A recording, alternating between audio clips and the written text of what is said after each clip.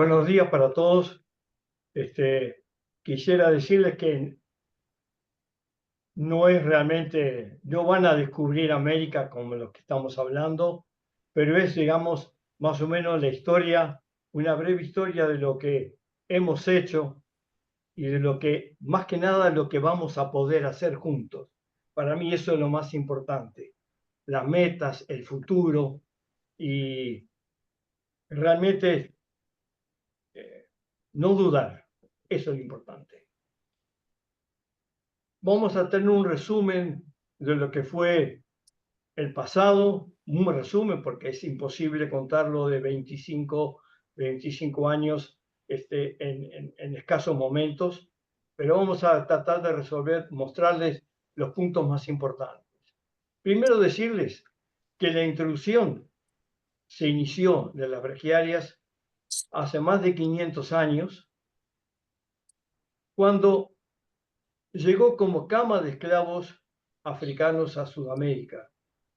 Esto está confirmado y está también confirmado que la braquiaria mútica fue la que sirvió de cama, digamos, para esos esclavos que llegaban a América del Sur, fundamentalmente a los puertos en el norte, en Bahía y en Río de Janeiro. Eso se desparramó y fíjense, venía justamente en una cama de cultivo fertilizada y abonada en abundancia, lo cual permitió que hoy, que se conoce como el pasto pará o buffel grass, se expandiera en nuestro continente. El origen de estos materiales es el centro, es Europa, las sabanas africanas, y en el pasado podemos ver quiénes influyeron para dar el paso en que hoy estamos. Fundamentalmente quiero destacar realmente no porque tuve el privilegio de participar, pero fue el que promovió la evaluación regional en América tropical, en el trópico americano, creando la RIEP, la Red Internacional de Evaluación de Pasturas Tropicales. Publicó manuales de evaluación agronómica y de pasturas y consolidó la primer colecta en África de germoplasma de Euroclub. Y acá hay algunos participantes históricos. Aquí que está presente Carlos Lascano, que dio una conferencia con ustedes. Tienen al doctor Raúl Vera, que creo que está presente, principal consejero y compañero de muchísimos años. Otro que dio conferencia, tienen a Miguel Ayala, y tienen acá, ustedes vieron la última conferencia del año pasado, un señor canoso, era Rao, fíjense aquí, era un niño que estaba comenzando. Y una de las personas que digamos que influyó en este proceso es Toledo, que fue el líder del programa de pastos, el cual llevó una braquiaria, el SIAT 26110, lleva su nombre en su honor. Es un equipo multidisciplinario, diferentes edades, diferentes eh, nacionalidades. Y este es un personaje que vamos a verlo en el próximo diapositivo, que es Gerhard Keller-Grain, que fue el que coordinó la colecta en África. Como les decía, se publicaron varios manuales, resalto algunos. Uno de los más importantes fue el establecimiento y renovación de pasturas, este congreso internacional que se hizo sobre braquiaria, el cual ya tiene sus casi 40 años, pero hay algunos capítulos que siguen siendo relevantes. Y después estaban los manuales, cito los dos más utilizados, que era el manual para la evaluación agronómica, que hoy en el Papalotlas se habla de Stage 1, 2, 3, etc. Aquí era en saldo regional A, B y C, D.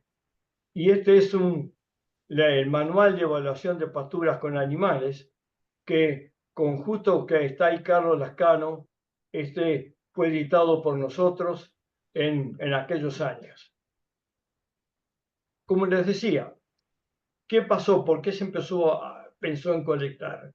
Es decir, primero, cuando se trató de si se trabajaba en gramíneas y en braquiaria, se vio que en esa época había muy poco material disponible, lo cual sería hasta ridículo y un camino sin éxito al no tener variabilidad genética. Y simultáneamente en ese momento, en el año 1982, en Brapa, el Centro Nacional de Ganado de Corte, recibió de Armstrong una colección muy completa de Palicum máximo. Había más de 426 asecciones apomíticas y más de 400 plantas sexuales. Entonces también estaba esta disyuntiva, no se justificaba, no se justificaba para nada, digamos, hacer competir dos centros sudamericanos con el mismo fin, sino complementarse. Entonces se decidió la colecta, que fue en el año 85-87, en el cual Gerhard Keller-Grain fue el que coordinó todo ese proceso, que el cual fue, no quiero entrar en detalles, pero imagínense lo que fue colectar en 6 países con reglas diferentes, y luego lo más difícil de todo fue retornar con ese material al CIA. Y otra cosa que quiero resaltar es que recién llevamos las primeras etapas de los cruzamientos fueron esto tiene 50 años, y fíjense en qué desventaja estamos frente a los demás cultivos en la etapa de mejoramiento y domesticación. Como un ejemplo puse 3, pero fíjense, los citrus llevan 2000 años, el arroz 7000 años, el maíz más de 10.000 años, y con equipos hoy trabajando en forma intensiva. Fíjense que en los datos actuales de la producción científica en arroz es de 4 a 6.000 artículos por año y en maíz entre 5 a 7.000. Y recordemos que hay centros internacionales como el CIMI trabajando exclusivamente en maíz y universidades en Estados Unidos que se calcula que son 42 que tienen permanente staff trabajando. O sea que somos apenas un puñadito, tenemos que ser más eficientes, más agresivos y más competitivos. Y también nuestras especies han sido recientemente descritas. La mayoría, hay más de 100 que aún no están aceptadas. Solo aceptadas para describir. Descritas muy pocas. Esta primera etapa ustedes ya la conocen, la parte de la duplicación con Luciciensis está ya presentado 1000 veces en varias conferencias, no justifica darle más énfasis a esta parte. Sí, el programa de pastos tuvo como prioridad número 1 cuando comenzó que el cuello de botella en placas de enfermedades era Saribazo, y por eso se comenzó con mucho énfasis en construir los invernaderos para poder producir y en criar ninfas, lo cual Carlos Lascano y Raúl son testigos del esfuerzo que hubo y los permisos que hubo que conseguir para poder realizar ese trabajo en un lugar en el Valle del Cauca donde está el cultivo de azúcar es realmente importantísimo. Y aquí estoy tratando de colocar en algunas de las diapositivas los comentarios de algunos de los colegas en aquel momento. Y me acuerdo muy bien cuando Cardona me mandó un mensaje y hablamos, me dijo, Esteban es el único que es resistente a 9 especies de salivazo. El resto aún no tenemos confirmación ni tenemos los suficientes adultos o ninfas para trabajar. Esta fue, luego se redujo a 5 o 6 especies, y aquí tienen una frase de de John Miles, cuando comenzaron con la técnica de colocar este recipiente pequeño de plástico en las hojas, lo cual permitía, según él, vamos a poder colocar varios olivazos en la misma planta. Y aparte me decía, esta técnica es muy eficiente y muy barata. Dice, y si no llegamos a tener plata, vamos a un restaurante y aquí te sirven el chimichurri y vamos a aprovecharlo para utilizarlo. Y en aquel momento el cuello de botella era la disponibilidad de adultos, no digamos la falta de interés o el avance tecnológico desarrollado. La otra etapa muy importante que se desarrolló en el programa para hoy, los híbridos que estamos recibiendo, es que fue en risotonia. Se desarrolló una técnica para poder distinguir entre susceptibles y resistentes, aunque según John Miles, el camino hacia resistencia es largo y se descuidó por muchos años. Lastimosamente es así. Los primeros resultados, y fueron que ustedes sintieron en la conversación con el doctor Raúl el año pasado, hubo mucho interés y él habló muchísimo sobre la importancia del desarrollo radicular en estos materiales. Acá tienen una foto clásica que hace muchos años está circulando en internet. Y aquí llega otro momento histórico en el proceso. Es la alianza estratégica entre los géneros Urochloa y Megatirso que el CIAT tuvo con el grupo Papalotra. Esto nace en el 2000 y se renueva en el 2018. Pero fíjense en los personajes. Este muchachito aquí, que hoy es el CEO de la empresa, tenía escasos 29 años.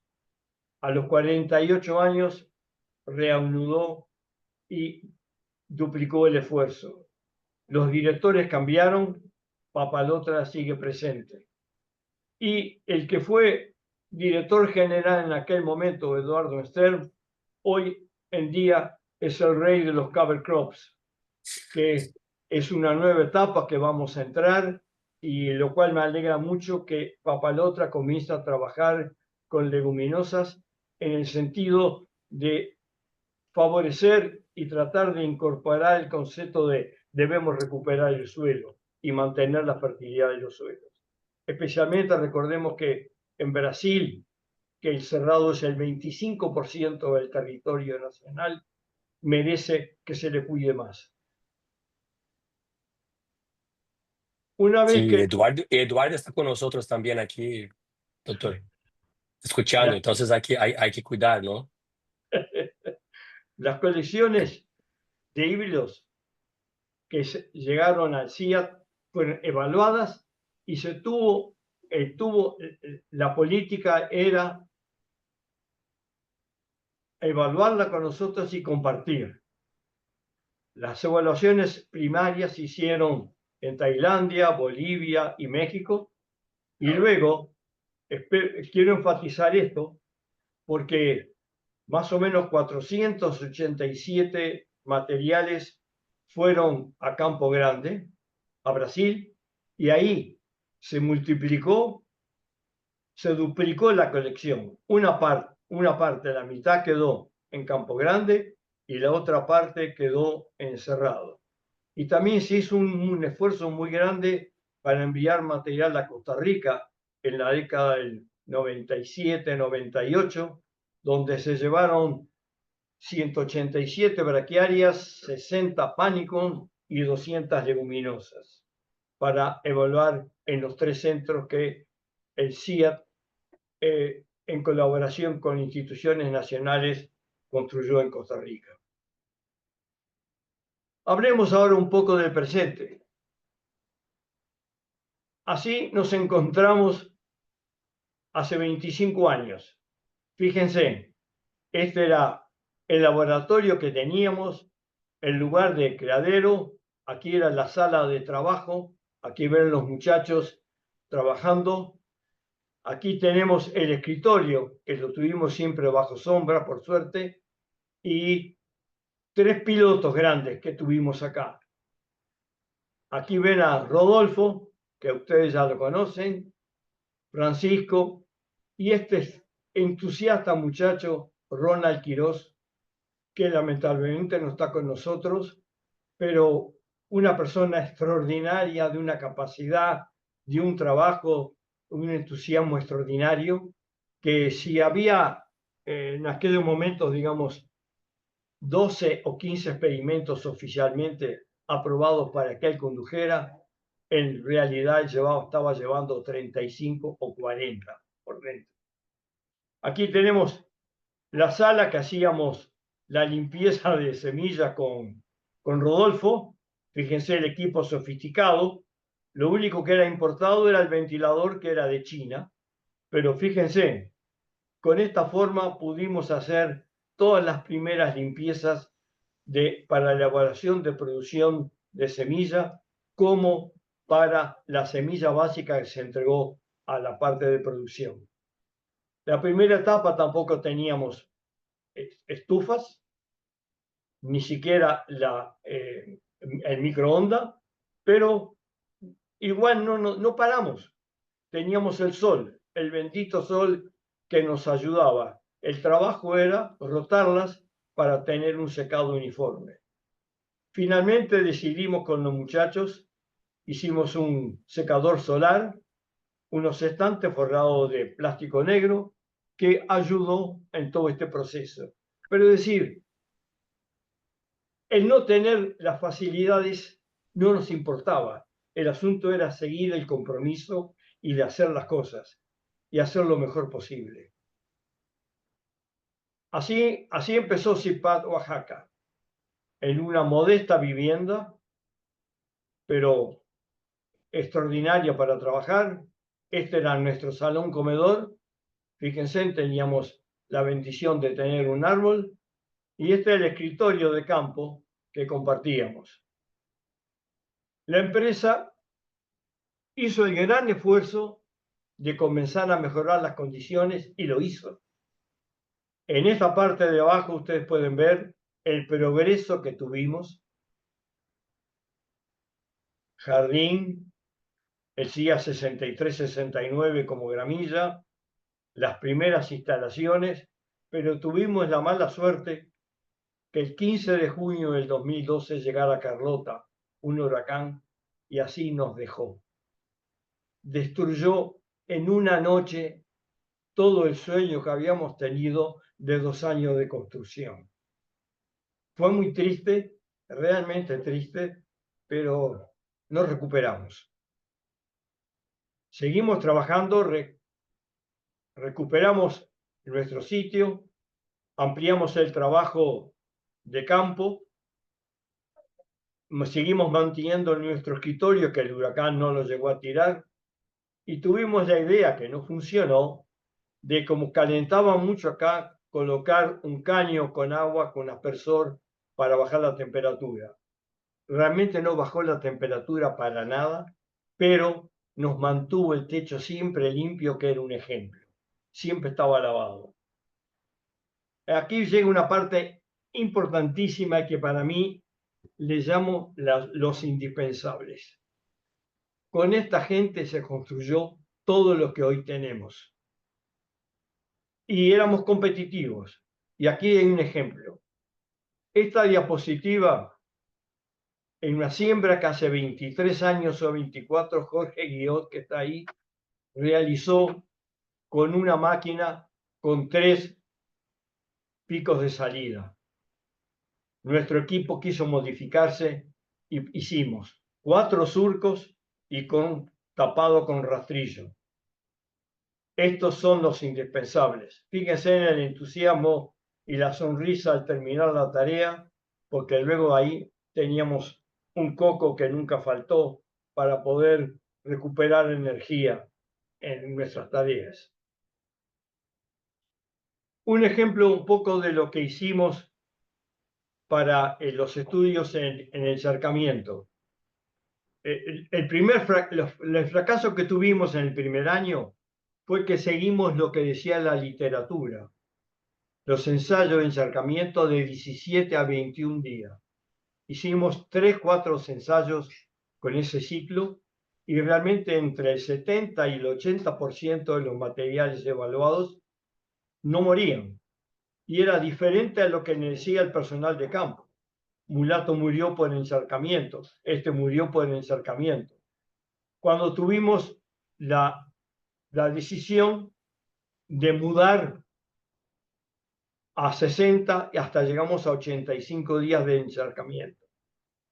Afortunadamente en Zipá, Oaxaca, teníamos la oportunidad de a 4 kilómetros más o menos de la sede central, una laguna de Don Vicente, donde permitió evaluar tanto en macetas, como hacíamos y como seguimos haciendo, pero aquí en la laguna permitía colocar repeticiones en una zona tenía inundación parcelada, una inundación intermedia y inundación total.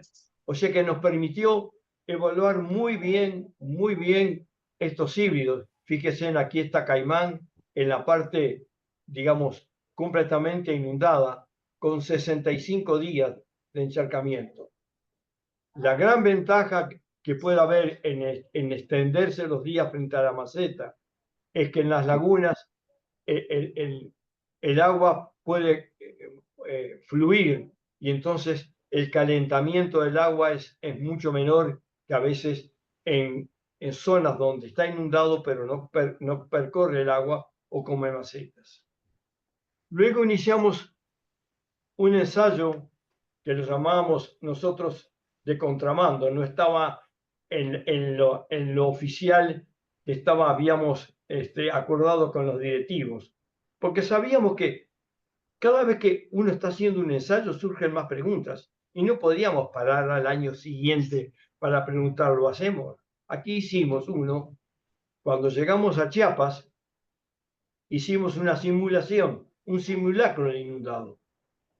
Lamentablemente fue cortado porque no era oficial, pero en los primeros 6 meses pudimos estimar el potencial de producción que tienen estos materiales cuando son irrigados y cuando cortados cada 45 días. Fíjese, aquí en 3 cortes tenemos 9 toneladas de materia seca sin irrigación y el mismo ciclo, los materiales que estuvieron irrigados en 180 días pasó a 20 toneladas de materia seca.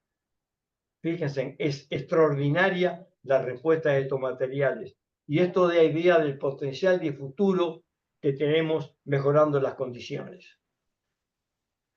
Y así entonces fue como nació Caimán. Fue confirmado que ¿por qué sobrevivía? Porque tenía raíces adventicias, que crea el arénquima, da un espacio donde el aire penetra y confirmaba lo que habíamos evaluado en macetas. Fíjense en el Caimán, luego de 85 días, todavía está vivo y la persistencia de la pastura está confirmada. Esta pastura fue sembrada en 2008 en Costa Rica y hoy en 2025 sigue siendo pastoreada. Este es el laboratorio donde preparamos las raíces para enviar a analizar. Fíjense en las condiciones, todos con guantes, todo bien arreglado, la sala esterilizada y todo siguió para adelante. Ahora, ¿qué pasó con el camello? El camello fue algo también extraordinario. El camello estuvo 6 años en estas condiciones, con el viento del mar.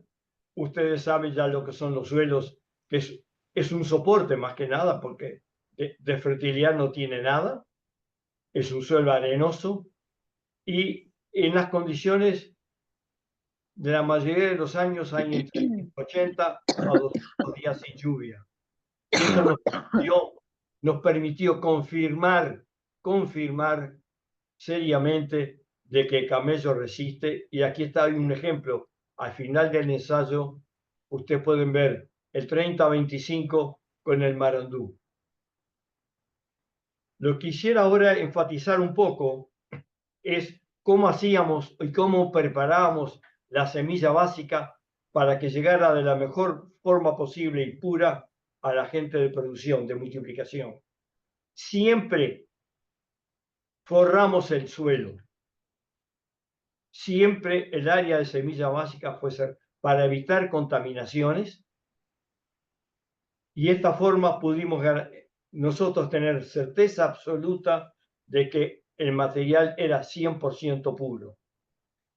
Y aquí estaban los campos de camello en el momento que se cosechaba semilla. Otra cosa que hicimos en las evaluaciones, independientemente de si producía poco forraje o poca semilla, a todos los tratamientos que se impusieron, sea de sequía, de inundación o de sombra, las colecciones completas, porque siempre podría haber algún material que de repente no produjo mucha semilla, pero de repente no producía sombra, no resistía la sombra. Y aquí colocamos toda la colección en 3 tipos, colección que nosotros mismos local construimos.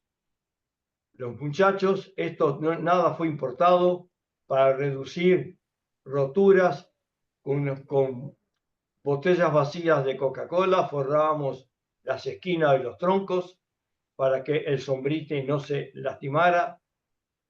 Y aquí ustedes pueden ver los datos, el índice de tolerancia en 50 días de encharcamiento.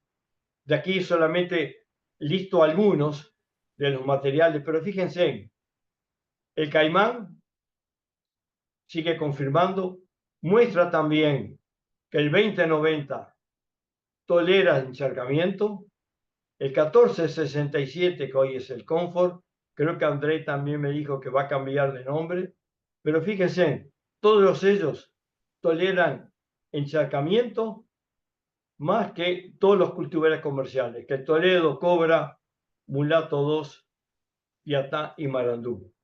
Y acá tengo 2 fotos enviadas por Jorge Guillot, donde está el Comfort con una población de 500 pinos por hectárea. Fíjense en la exuberancia y el comportamiento del material.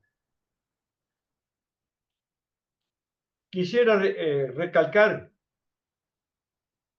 porque a veces se duda de comenzar a probar los materiales con animales.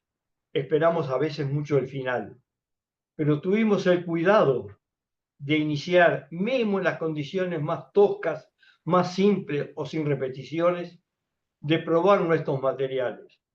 Y tuvimos el apoyo incondicional de la gente de varias instituciones, como profesionales, el personal de CEFO, los productores seleccionados por Ronald Quiroz en Costa Rica, etcétera, etcétera. Y aquí vamos a ver algunos simples ejemplos, nada más. Aquí tenemos un ejemplo extraordinario en los llanos venezolanos, la finca Santana, que para decirles a ustedes, este productor, las primeras 4 hectáreas que quería probar las sembró con material vegetativo. En aquel momento, hace 25, 30 años, no había la semilla disponible que hay hoy. Y él aquí estableció luego 130 hectáreas, las dividió con cerca eléctrica y se comenzó a pastorear después que lo visitamos un par de veces con el doctor Ron Miles, que lo ven acá. Acá es el productor. Él no había dividido. Entonces, claro, no tenía suficientes animales porque quedó sorprendido de la velocidad de crecimiento que tenía el mulato 2. Fue convencido de dividirlo y comenzó a pastorearlo de 3 a 4 días y descansar 4 días. Quedó tan entusiasmado que colocó bebederos automáticos y un salero inteligente que cuando el animal se acercaba levantaba la tapa y después bajaba, cosa que evitaba la pérdida de sales cuando llovía. Y aquí están algunos datos de la ganancia. Con hembras llegó a ganar 1,5 kilos de carne por día, y con vacas secas, en 90 días de pastoreo, ganaba 920 gramos por animal por día. Aquí tenemos otro ejemplo, en Costa Rica. Este es un lote lechero pastoreando caimán. Fíjense en la carga animal y la alta producción de leche. Esto es, los datos están de una tesis reciente, que es la evaluación productiva de caimán en sistemas silvopastoriles. Está el caimán solo y el caimán con especies arbustivas. Pero fíjense, con las especies arbustivas mejoró 1 a 2 kilogramos más de leche. Pero fíjense en la producción diaria de leche con caimán, 21 kilogramos de leche por día, por animal. Van a decir, pero si la literatura habla de 6 a 7 o 8 kilos. Sí, el problema radica en que se coloca un pasto de excelente calidad con material que tiene un potencial genético muy bajo. Pero aquí se tuvo primero la opción, pero tuvimos la facilidad de tener vacas de alta producción de leche que pudieron demostrar que pueden llegar a producir leche en abundancia. Otro dato que no puedo dejar de mencionar es el apoyo que tuvimos de la estación experimental del Ministerio en Lampang, en Tailandia. Esto es del año 2006-2008, que fueron los primeros datos de digestibilidad de los materiales. Y fíjense en la calidad. Acá hay una lista de está la colección BR02, 04, 05, 06. Coloqué los más importantes que hoy que están como cultivares. Y fíjense, analizando la planta completa, estamos hablando de 65-68% de digestibilidad. Los tallos, altísima digestibilidad en plantas jóvenes. Y fíjense en las hojas. Estamos hablando mulato con 74%, el Comfort con 75%, el Cobra con 77%. Estamos hablando de materiales de excelente valor nutritivo. Y otra cosa que hicimos, como hablamos con los animales, es que en Bolivia tuvimos la suerte que se evaluaron también 2 colecciones de hacer las pruebas de índice de preferencia con animales porque había un tambo cerca. Entonces aquí están citados los materiales con el mayor índice de preferencia. Aquí tuvimos la suerte de hacerlo a diferencia que en Añumas con Tiago, que colocábamos los animales para ver a qué pasto iban. Aquí como teníamos suficiente forraje de las repeticiones, juntábamos el forraje de las 4 repeticiones, lo pesábamos y se lo dábamos a los animales. Y ahí luego de un tiempo de estar ellos consumiendo, pesábamos el resto, lo que quedaba. Y ahí vimos que los materiales con mayor consumo fueron Comfort, Los Camellos y Mulato 2. Estos pequeños ensayos, mismos sin diseño, esto acá no tenemos repeticiones. Las 4 repeticiones se juntaban, era la observación y sí, se repitió 2 veces el ensayo, pero en 2 años diferentes. Pero las conclusiones confirman que la preferencia siguió siendo, los rechazados continuando siendo rechazados. Ahora viene una parte que quisiera, eso fue parte del futuro, quisiera hablarles un poco de los desafíos que vamos a tener en el futuro, parte muy importante. Pero para ello tenemos que recordar la importancia de la semilla, porque sin semilla no hay forraje, no hay carne, no hay leche, no hay lana, o sea, no tenemos nada. Es una etapa que tenemos que darle mucho esfuerzo a esta etapa. Y para impulsar esta nueva etapa, tenemos que rever algunos factores. Siempre estábamos viendo en fertilidad el efecto, la aplicación, la dosis, etcétera, etcétera. Pero siempre nos olvidamos de un factor que es la forma de aplicación, la profundidad. Y tenemos que ver en nuevos cultivos qué es lo que está pasando.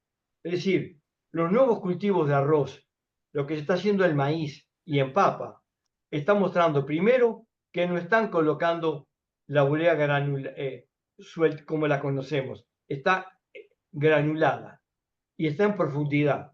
Fíjense en aquí ustedes la importancia que hay en la producción de tanto de forraje como de grano en maíz a medida que el fertilizante se aplica a profundidad. Tiene otro efecto fundamental, que es reducir la emisión de gases. Esto es cuando se aplica el boleo y fíjense esto con la aplicación profunda. Y no solamente en maíz, fíjense en papa. Aplicando en la superficie a 10 centímetros y a 30, la producción pasó de 40 toneladas a 50 toneladas. ¿Cierto? Estas referencias actuales, porque creo que tenemos que estar mirando mucho a los que están trabajando y que tienen equipos grandes, que son los grandes cultivos. Maíz, trigo, sorgo, cebada, papa, y hasta en las forestales y hasta en las las plantas, digamos, en floricultura, que trabajan muchísimo con aceleradores del crecimiento. No me voy a dedicar mucho a esta parte de raíces, sino ustedes recordar lo que hablaba el doctor Raum y lo que van a sentir en las próximas charlas del efecto de raíz en los cover crops, que el doctor Lourival Vilela va a ser una de las un próximo conferencistas, que esto es muy importante para el transporte y flujo de solutos, reducir la lixiviación de nitratos y por lo tanto el impacto ambiental.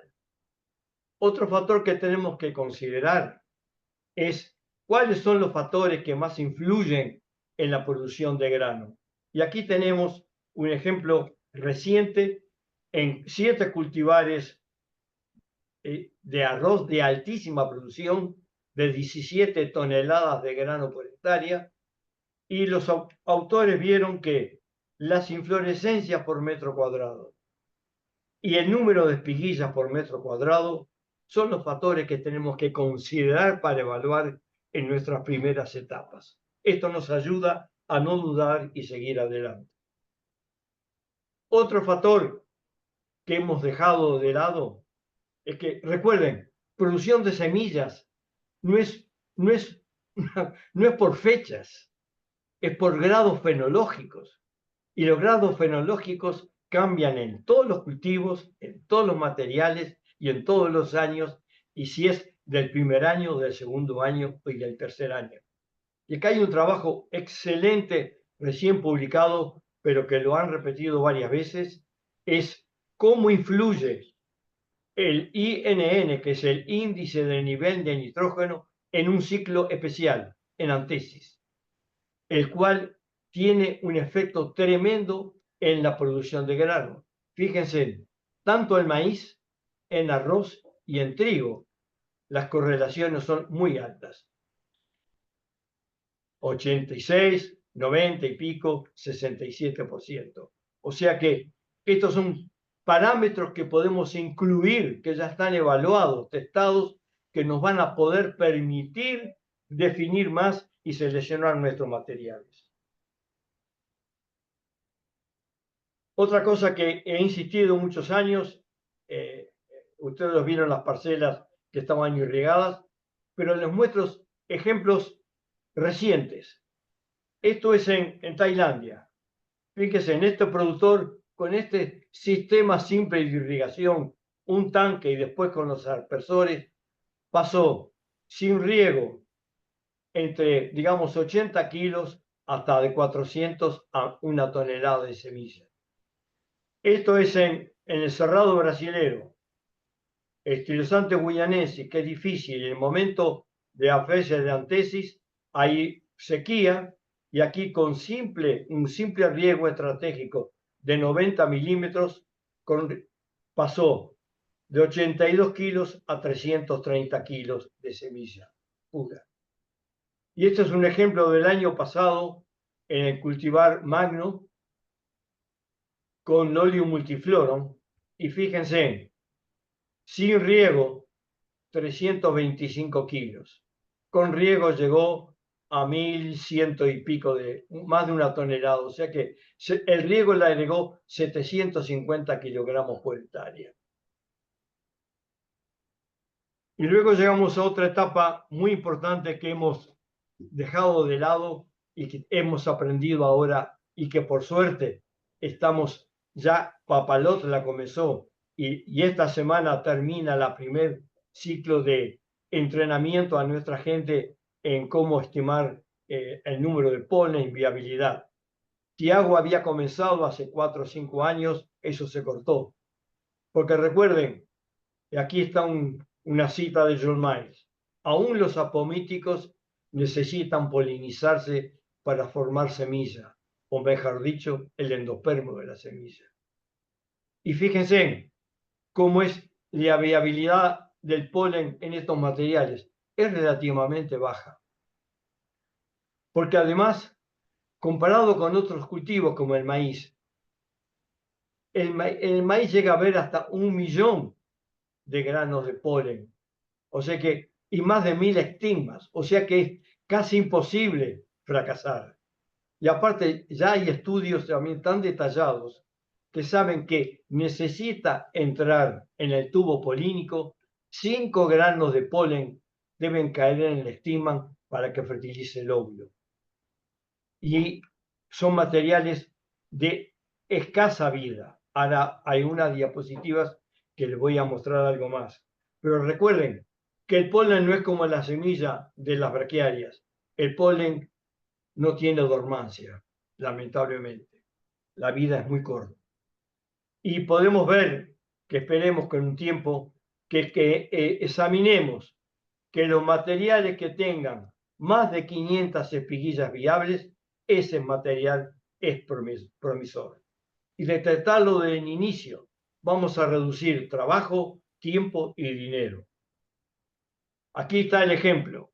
Nuestro equipo ya comenzó con la doctora Leomara esta semana y fíjense en que ella confirmó que subiendo la temperatura de 15 grados a 30 grados, la viabilidad del polen baja de 63 a 38. Y esto no es solamente en braquiarias. En los demás cultivos pasa lo mismo. Fíjate en el maíz. De 18 a 29, ¿qué pasa? La producción baja. En trigo lo mismo. En soja lo mismo. La temperatura es fundamental. Y otra cosa que quiero mostrarles para ver que tenemos que meternos en otras ramas es que qué habilidad que tienen las malezas para poder competir y establecerse. Fíjese solamente que esta parte del ejemplo. Fíjese en que el sorgo alepense tiene la receptividad del estigma más de 3 días.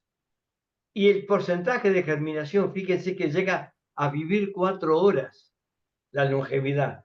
En cambio, otros materiales como se ha hecho en Eurocloa, ramosa y reptans, apenas el polen puede vivir 2 horas. También tenemos que ver el efecto de los insectos en la polinización.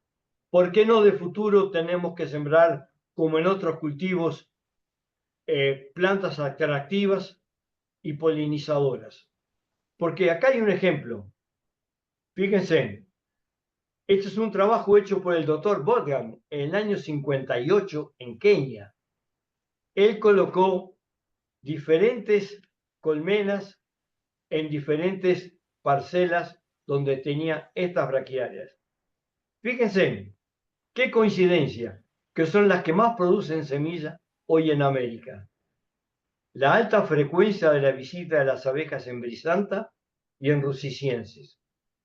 En cambio, en otras, una visita intermedia. O sea que todos estos pequeños factores nos van a ayudar a definir y priorizar líneas de trabajo. Fíjense, aquí está, es una foto tomada por el doctor Wolfgang en aquella época, un rusiciense visitada por las abejas. Y otra cosa importante para ver es que también hay un estudio reciente sobre la calidad o digamos la vistosidad de la inflorescencia, cómo influye digamos, en la visita de los insectos. Y fíjense, aquí tenemos que esta braquiaria es la menos visitada. Las anteriores especies de Paspalum fueron más visitados. O sea que todos estos factores creo que tenemos que tenerlos en cuenta y valorarlos. El otro factor que quiero recordarles y que ha sido muy importante en nuestros trabajos primeros es el efecto del precorte. El precorte es fundamental.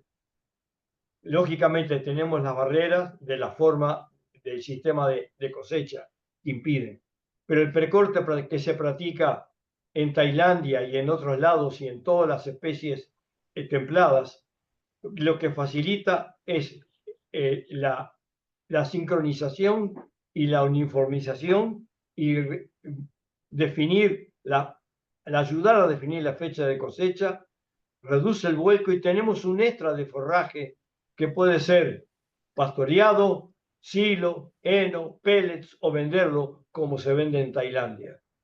Y aquí hay algunos ejemplos. Fíjense en Mulato 2, cuando tiene un corte en julio, la producción aumenta. Acá lo mismo, en este ensayo en Costa Rica, hecho esto fue por Pedro Argel. Fíjense en que pasa de 180 kilos a 330 kilos de semilla pura. Esto fue hecho por nuestro equipo en Chiapas y fíjense, el corte hecho entre el 20 y el 27 de julio incrementa la producción a 900 y 1 tonelada de forraje.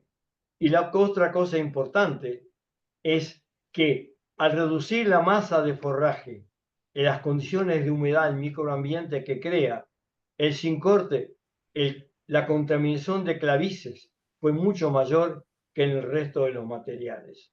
O sea que actúa como digamos, factor sanitario. Y aquí lo mismo tienen en Mombasa el mismo efecto, un trabajo realizado, y esto en Rusiciensis, esto en Tailandia, el mismo efecto, con un precorte aumenta la producción de semilla y como siempre aumentan los tallos fértiles. El otro punto importante que iniciamos trabajos, de acuerdo con Headline, es un fungicida, pero fíjense en que el mulato, lo hicimos en mulato, caimán y con humidícula no pudo hacerse porque la humidícula el día anterior estaba pronta, y esa noche hubo viento y tormenta y perdió toda la semilla. La humidícula pierde la semilla en horas. Pero fíjense en que en todos actuó en forma positiva, tanto en número de tallos florales, en despiguillas y producción de semillas. ¿Por qué? Porque actuó como un fungicida en mantener las hojas verdes sanas, prolongó el estado verde del ciclo de las plantas. Yo digo que sigamos trabajando con Headline.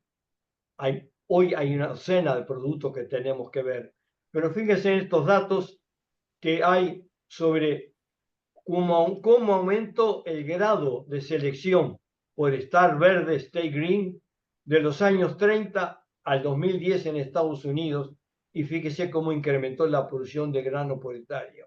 Es decir, la planta está fotosintetizando por mucho más tiempo. Y el otro punto importante, sé que no sé si están cansados o no, pero estoy tan entusiasmado que no puedo parar. es algo que tenemos que comenzar a ver, que es el ciclo de llenado en los cultivos. Hay trabajos extraordinarios hechos en la Universidad de Kentucky por el doctor Dennis Egley, que dedicó su vida a estudiar el ciclo de cultivos y confirmó lo que estamos viendo acá. Ustedes ven que remolacha, pap y mandioca acumulan cuanto más tiempo llevan en incrementar su producción porque es demorada y lenta. Pero fíjese qué pasó con trigo. En trigo es lo mismo. Cuando aumentan los días de llenado en diferentes cultivares, la producción aumenta de 2 a casi 4 toneladas. Y también varían años, porque esto no solamente los días de llenado en el primer ciclo, sino también influye a través de los años. Fíjense que en este año hubo 45 días de crecimiento de llenado y cuando pasó a 61 días de crecimiento de llenado, pasó a las 4 toneladas. Y aquí tienen el ejemplo de la gran diferencia. Fíjense, esto es ensayos que hemos hecho en Zipac, Oaxaca y en Chiapas. Y ustedes fíjense, los días de llenado son de 23 en media, cuando en los maíces nuevos estamos hablando de 65 días de llenado. Esto es fundamental. Tenemos que hacer manejos, aplicaciones de fertilizantes en diferentes formas para poder extender el ciclo de llenado. Esto es muy importante. Y fíjense en la diferencia. Aquí tenemos 2 semanas de diferencia en el ciclo de llenado entre mulato y marandú. Y ahí está el por qué marandú es tan productor de semilla, independientemente del año es bueno o malo, y hace 40 y tantos años que está en el mercado. Esto es básico. El ciclo de llenado es algo que tenemos que comenzar a darle mucha importancia en nuestro sistema de evaluación. Y aquí, y la relación entre el ciclo vegetativo y el ciclo reproductivo. Fíjese la amplitud que tenemos el maíz comparado con el género Eurocloa. La media se duplica. El ciclo que está la planta fotosintetizando y recibiendo nutrientes. El otro punto, y es uno de los finales, es el aspecto a considerar en la retención de semilla, que ya es un hecho confirmado en maíz, en arroz, en soja, en tomate. ¿Por qué? Porque son cultivos comerciales. Hoy ya hay mostaza también que con 100% de resistencia a la caída. Y también fíjense, cuando tenemos aquí, este es un sustituto más económico de estimulantes, marihuana, es el Leonorus sibilicus, que hace 20 años la cosechaban semillas del suelo, hoy ya tiene retención. ¿Por qué? Porque hay interés económico. Los muchachos en Chiapas habían iniciado ya a identificar dónde están en la zona de abscisión.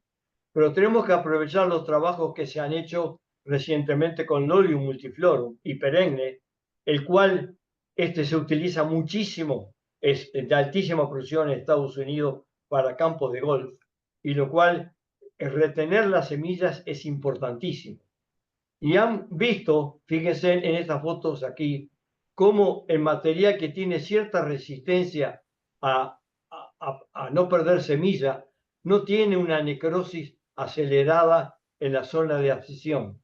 Cuando aquí vemos los que tienen baja retención de semilla, fíjense en esta área necrosada, lo cual facilita.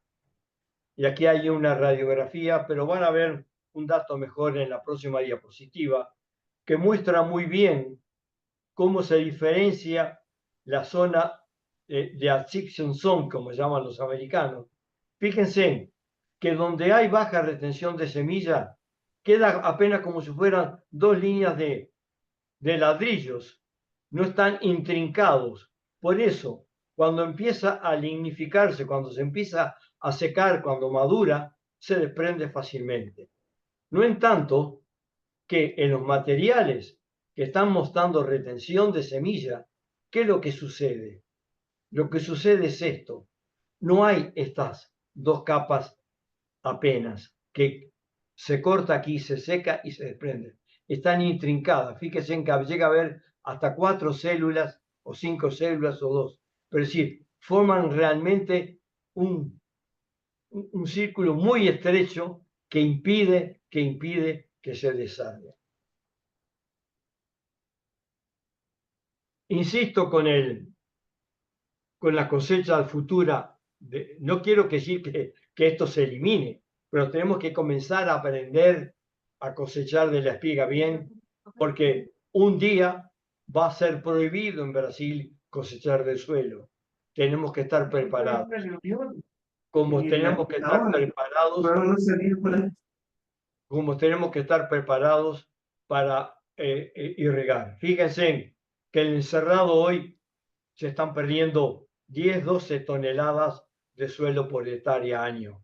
No podemos dejar a las futuras generaciones con esa deuda o con esa irresponsabilidad.